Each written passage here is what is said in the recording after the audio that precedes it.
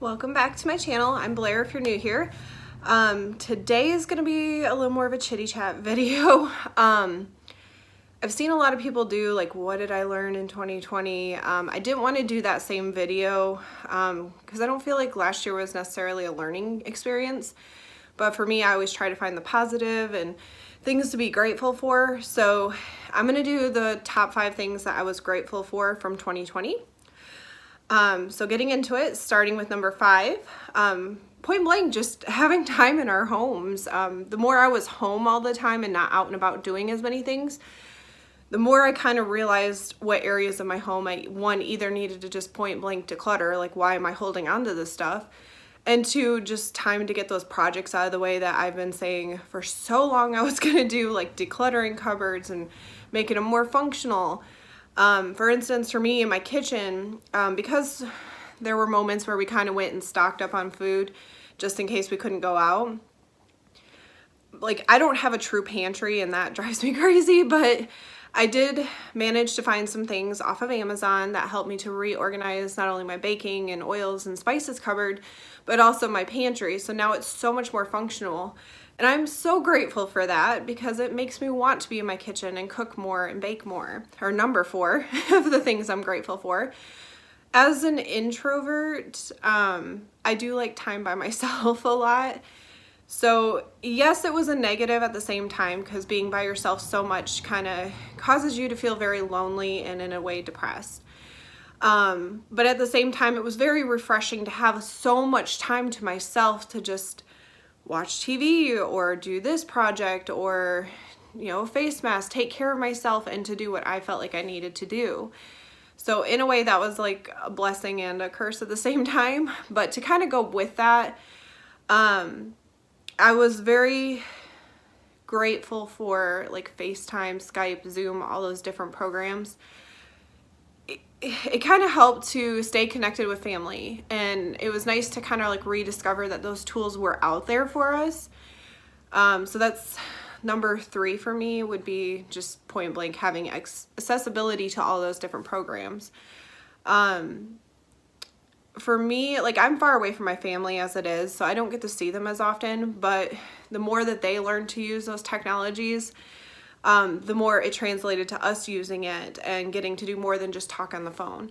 So that was really nice. For instance, I mean, I know it was 2021, but we just celebrated my grandma's 80th birthday, and even though we couldn't all be there to celebrate like an actual party, it was nice for us because we could all Zoom with her and sing happy birthday and kind of be there with her.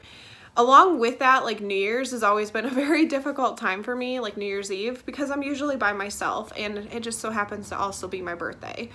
So like New Year's Day. So I'm always transitioning into a new year all by myself celebrating, and a lot of times it makes me very sad. This year it was wonderful. I truly enjoyed it. Like, my mom and my brother, they Skyped me. We actually played Trivial Pursuit over Skype.